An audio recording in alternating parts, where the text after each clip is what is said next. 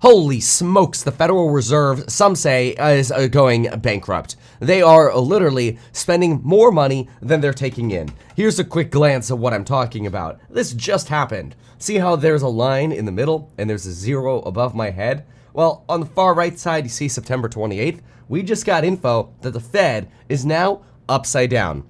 That's right, the Federal Reserve can't even balance its income and expenses anymore. I feel like every day as normal individuals, we have normal financial wisdom that says we should spend less than we take in, right? Well, the Federal Reserve, the most powerful central bank in the world, our Federal Reserve, is now officially upside down. It's almost kind of like the people who have the most power in the world can literally go to us, hike our interest rates, hike rates on our cars, homes, credit cards, and tank our stock portfolio, and at the same time, they can make sure they got out right before the stock market crashed. Oh, because that's exactly what they did. At the end of 2021, the board members of the Fed sold their stock portfolios because they wanted to make sure to avoid any conflicts of interest. Right. And then they proceeded to crash markets. So, what is happening, and how does this work? Why all of a sudden is the Fed negative? And is this a big deal? Like, is this bad? What does this mean for us? Well, let's talk about this, because some are now saying because of this, the Fed's bankrupt. And quite frankly, it's renewing calls to end the Fed. So, without further ado, let's talk about exactly what's happening. This video, by the way, is brought to you by Shortform, which will be linked down below next to the link for the coupon code for the courses expiring tomorrow. Make sure to get that lifetime access before it expires. But more on Shortform later. So, first, every single day, the Federal Reserve pays money to institutions who deposit money with the Fed into either overnight reserve balances, so sort of regular reserve balances, or via reverse repo commitments. Now, this is a little complicated. We're not going to go into all of the details of exactly what the reverse repo facility is. This is the St. Louis Fed website. I happen to be wearing a sweater from them. That's because, well, I thought CPI Day, it's probably appropriate to wear this. I don't work for the Fed. But anyway, this is the reverse repo facility. And ever since about March 31st, 2021, there were some rule changes at the Fed and with banks regarding their reserves. And essentially, the usage of this reverse repo facility has exploded. It's basically an opportunity for banks to take excess cash that they have. So extra savings that we've deposited with banks and that they have sitting around as cash, they're able to put them into basically the Federal Reserve's coffers overnight, and it goes back and forth every day, except when they get the money back, they get a little bit of interest. That makes sense. The Federal Reserve currently pays interest, not only on this repo facility, but also the other overnight reserves.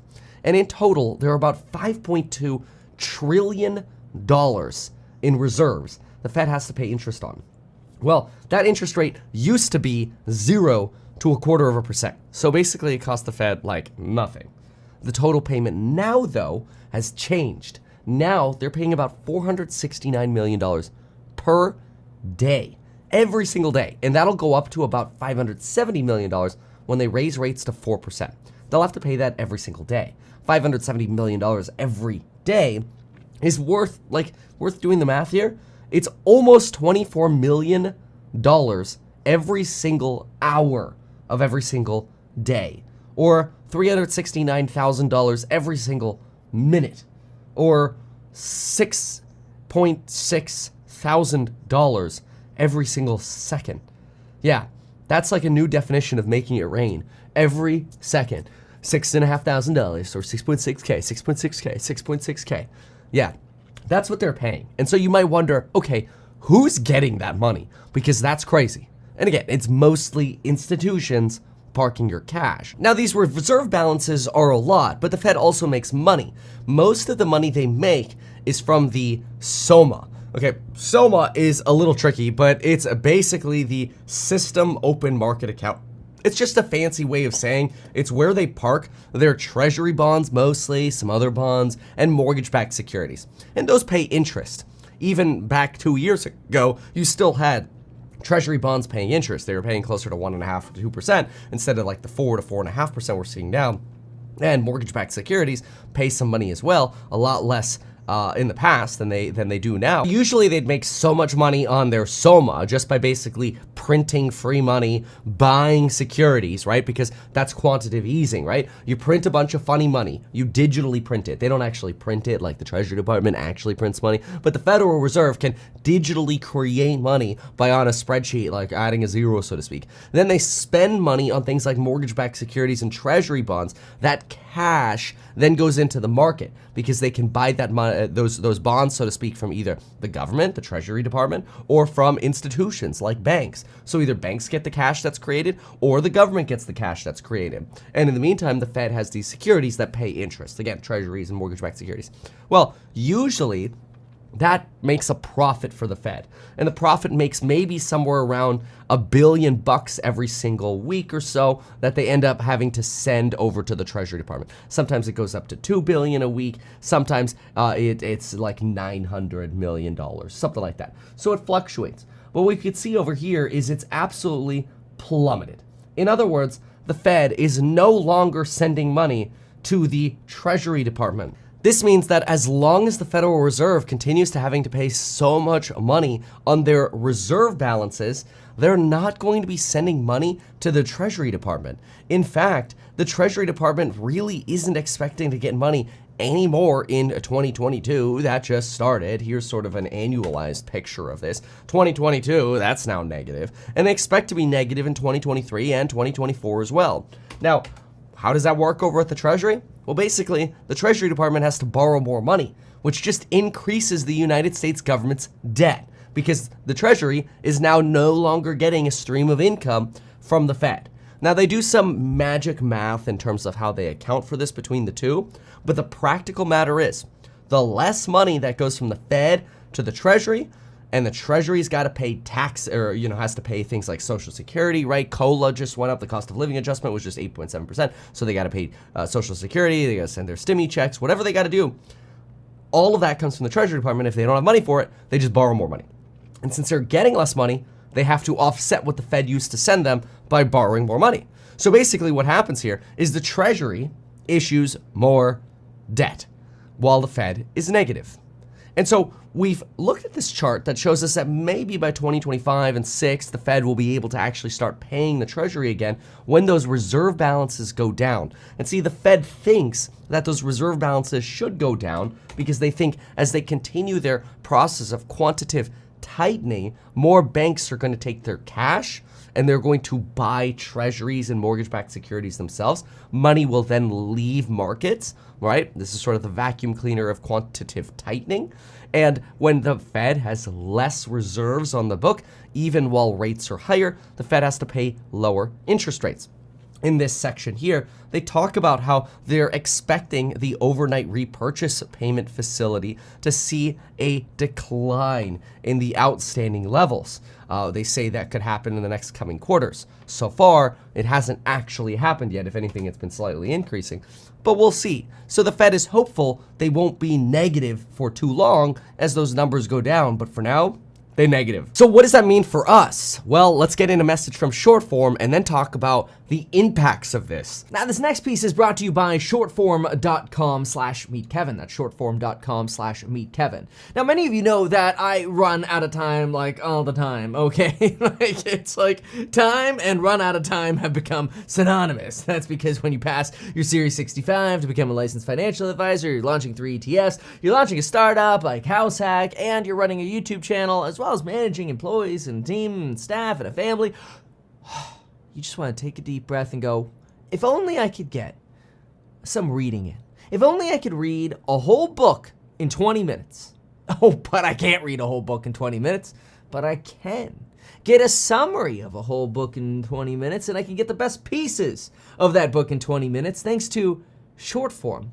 And what's really cool about this is I'm the kind of person that kind of likes watching the trailers to a movie, and then if it interests me, I'm like, you know what, maybe it might make sense to go deeper in it. or not. But you kind of see the whole movie in the trailer anyway. And so what I really like about Shortform is it's kind of like, let me just get the trailers and like the big takeaways for like 10 or 20 books. And then if there's one that I'm like, do I really want to read this? Okay, maybe then I can read the full thing. But you know what the reality is? Most of the time you just stick with the short form because you just want to go on to the next new exciting book. By the way, 3 titles you should definitely check out, okay? The Power of Habit, The Subtle Art of Not Giving an F, and Hacking Growth. Great ones. And this is what's so cool about the Shortform app is, hey, you're running to the airport, you're driving on the road, and you're like, just listen to this for 20 minutes before I board or whatever. Why not? So go to shortform.com/meetkevin. Check them out. You get 20% off on your annual membership if you sign up for Shortform. Consider trying it. You get a few days for free just for signing up, and give it a try. Try it out, because by joining through my custom link at shortform.com/meetkevin, you get 5 days, and they'll give you unlimited access. Now think about how many books you can get through in 5 days with unlimited access. And if you decide you want to go 20% off, discounted on the annual subscription, then hey, you can get that as long as you use my URL, shortform.com/meetkevin. So I'm going to go now to the airport and I'm going to use some Shortform. So remember, shortform.com/meetkevin. Welcome back. So the next thing that happens when the Treasury Department has to issue more debt because the Federal Reserve can't make money anymore because they're upside down and now they're costing the government more money. Remember, the Fed is technically separate from the government. You're going to see calls reemerge to, quote, end the Fed. Ron Paul of Texas actually wrote a best-selling New York Times book on exactly this. Ron Paul is a believer that the Fed is corrupt, unconstitutional, and immoral. In fact, in his book, he says that the entire idea of the Fed arguing that they control interest rates, and basically by controlling interest rates, they can somehow impact markets, is almost the same as just having a centrally planned economy. He kind of calls the Fed a centrally planned institution, kind of like the government of communist China, where the government controls wages and prices. In this case, it's the Fed, again, technically separate from the government. And he believes, that is Ron Paul, believes that a centrally planned economy is always failed, and that any intervention by a centrally planned economy just ends up creating a bigger hole.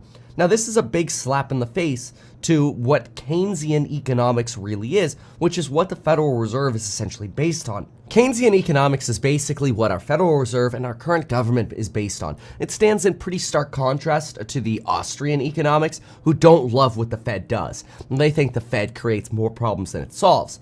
And this is kind of like Ron Paul. But basically, the idea is that an ordinary business cycle looks like this. Prices go up, prices come down. Prices go up, prices come down. And the problem with the business cycle, in the opinion of Keynesian economists, is that this creates too much euphoria and this creates too much pain. So in the euphoric area, people take too much risk and they go loony. During the pain periods, too many people lose their homes, their jobs, and their businesses close. So the idea of Keynesian economists is, okay, well, why don't we try to soften these crazy times in market cycles by having a Federal Reserve that comes in and increases interest rates when the market is hot and decreases interest rates when the market is low. And the goal is to really soften the economic cycle so that way we can have a more steady prosperity rather than these crazy boom and bust cycles. Now, somebody like Ron Paul argues this is insane. The Fed, by stepping in like this, just creates more problems. And to some extent, this experiment we're going through right now in 2022 kind of makes you feel that way. Because after all, after COVID, we didn't save the economy from a hole. We way overstimulated the economy, leading to an insanely euphoric boom. And now we have way overstimulated the economy, and so we have to go in reverse. And so now we're really crushing the economy that shouldn't be crushed. So if you look at the pandemic, and now you're like, the Fed hasn't smoothed anything. They just made everything worse. Now, obviously, hindsight is always 20/20, so it's, now what we could do is make fun of them, but going back, if they knew what was going to happen, they probably wouldn't have done as much stimulus, and hopefully they relax with their crazy crushing of our economy into a depression. But this is going to bring a lot of attention to people like Ron Paul, who say, screw the Fed. If businesses fail, let them fail. Let businesses implode and stop bailing out companies. Because ultimately, the idea is, hey, if businesses realize they're not going to get bailed out in boom and bust cycles, guess what they'll end up doing? They'll end up saving more money, and they'll end up making themselves more resilient in the case of an economic collapse. So basically, if you think the markets are going to fall and somebody's going to bail you out, then who cares if you have a bunch of debt? But if markets are going to fall and I ain't getting bailed out, then you may as well make sure you have enough savings to get through the down cycle. Sure, other people are going to get hurt more, but the idea is companies and people save more money to survive through the bad times, and so that way they don't have to go bankrupt because they know they're not getting bailed out. That means less spending during the euphoric times, and so psychologically it might make sense that we actually have smaller boom and bust cycles without the Federal Reserve basically trying to bail stuff out when it looks like things are going bad, but then blowing up the economic cycle worse to where now they have to go in the opposite extreme, which is basically kind of what's been happening the last 2 years. So it's kind of interesting to revisit this whole idea of end the Fed when at the same time we are seeing the Fed now go negative and leading to more debt piled on to the United States Treasury Department, right? Now, there are plenty of people like Princeton economist Alan Blinder who say that there are, quote, mountains of empirical evidence supporting the proposition that central bank independence produces not only less inflation, but superior macroeconomic performance. That's a quote from him. Great. So there's a lot of research that says, no, keep the Fed around. But I hate to say it, when you look at the last couple of years, you're like, really? So what's next? Well, here's basically what this means. When the Treasury Department has to essentially take on more debt because the Fed is upside down, it becomes a political issue. That's it. We don't actually think that the Fed being negative has any real implications to us. It practically, for now, doesn't. It just means the Treasury Department has to borrow more money. And it's nice to know that there's not some kind of extreme result right now, but what will likely happen is a lot of political pressure, like what I just explained with Ron Paul and then the Fed. You're more likely to see more of that kind of pressure and more limitations potentially put on the Fed from Congress. Remember, the Fed is authorized to do its job as an entity that's separate from the government by Congress. So Congress has the power to regulate the Fed. And you could see a lot more political pressure on the Fed if we don't actually start seeing their policies working. But in the meantime, the Fed is upside down. Thanks for watching, folks. Make sure to check out Shortform via the link down below, and we'll see you in the next one. And remember, those coupon codes, use those as well. Thanks. Bye.